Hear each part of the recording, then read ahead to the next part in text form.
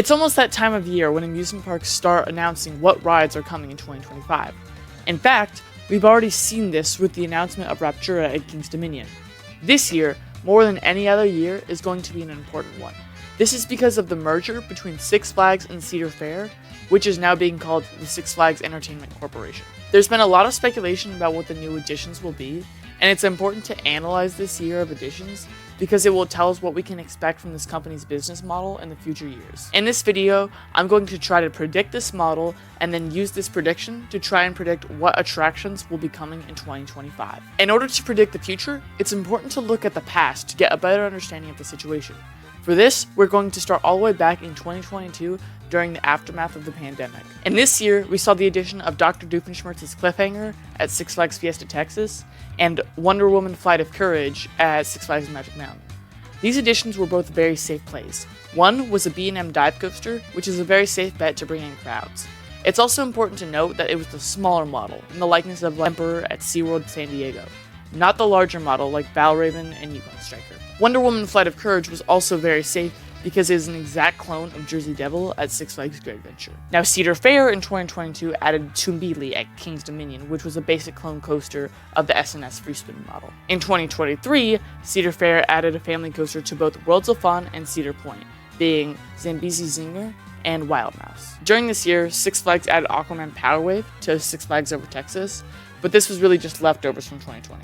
They also added family coasters to both Six Flags St. Louis, Six Flags Fiesta, Texas, and Six Flags Over Georgia. Lastly, in 2024, Cedar Fair added Iron Menace, a B&M dive, to Dorney Park, and turned Top Thrill Dragster into Top Thrill 2 at Cedar Point. Six Flags added Bobcat, the Family Gravity Crew coaster, to The Great Escape, Georgia Surfer, the Intamin Power Splash, to Six Flags Over Georgia, and Flash Vertical Velocity, the Vekoma Boomerang, to Six Flags Great Adventure. If we look at the trend from both of these companies, we see family coasters and small-scale thrill rides. This is likely an outcome of the pandemic. While it may have been 4 years ago, it left a financial stain on the industry that's still affecting both of these companies. Many people know that Six Flags is in great debt, but what people don't realize is that Cedar Fair is too, and this is why the merger happened.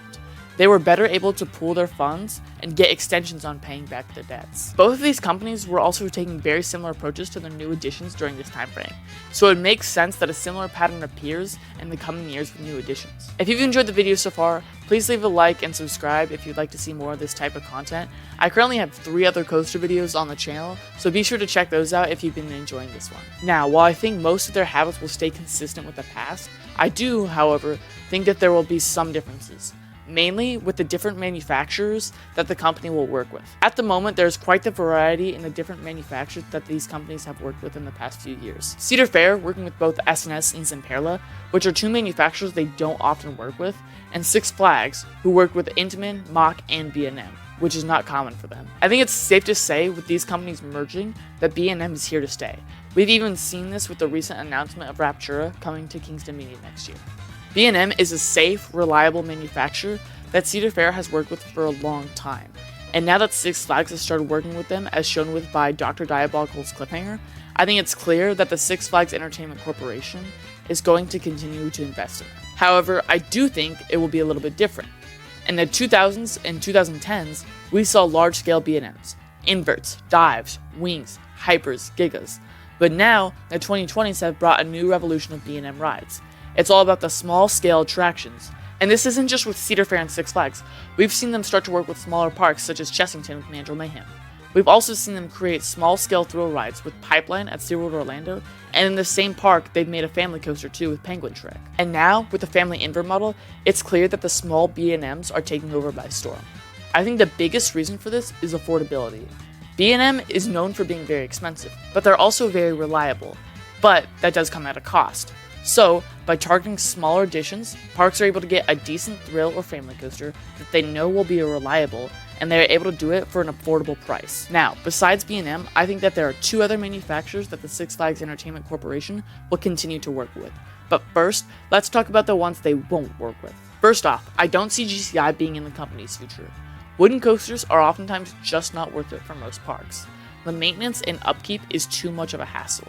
I also say this because last year, Cedar Fair sent surveys out to the pass holders at Kings Island, Cedar Point, and Carolines, and on none of these was a wooden coaster mentioned, let alone a GCI. Another company I don't see them working with is Zamperla. Cedar Point took a chance on them, and it failed. I think they could be an upper tier manufacturer, but they had the chance and they blew it, and so I don't see them wanting to work with them again. Lastly is Intamin. I don't think Cedar Fair wants to even think about Intamin after all they've been through, so this one is a hard pass. Now onto the companies I think they will be working with. First off is Mock. They worked with Six Flags on Aquaman, and as far as I'm aware, it worked out fine. It was delayed for 3 years, but that was due to COVID, so I think the relationship with these companies are still strong. That, combined with their overseas success, makes them a contender for being a manufacturer that the Six Flags Entertainment Corporation wants to work with. Lastly, I think they will start working with Vekoma. There are a few reasons with this. The first is that they've had a lot of international success and are starting to come over to the US, and as of now, it's worked quite well. They also have decent reliability. This is something that they're going to be looking for in a manufacturer because they won't be able to afford any risky or unreliable attractions. Vekoma is also fairly priced. Abyssus was only about $11 million, and Let Coaster about $12 million.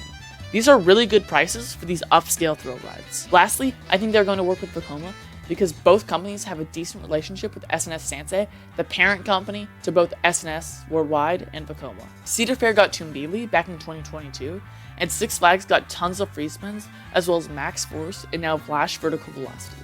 So I think that this merger makes it even more likely that Vekoma rides will come to these parks in the next few years. Before I end this video off, I want to talk about one last thing, ride locations. We've seen both of these companies start to invest in their smaller parks recently. Cedar Fair with Zambezi Singer and Worlds of Fun, and Iron Menace at Dorney Park, and Six Flags invested Bobcat into The Great Escape, and Ricky Racer into Six Flags St. Louis. Based off the fact that both companies were doing this, it's fair to say that this practice would continue to happen post-merger.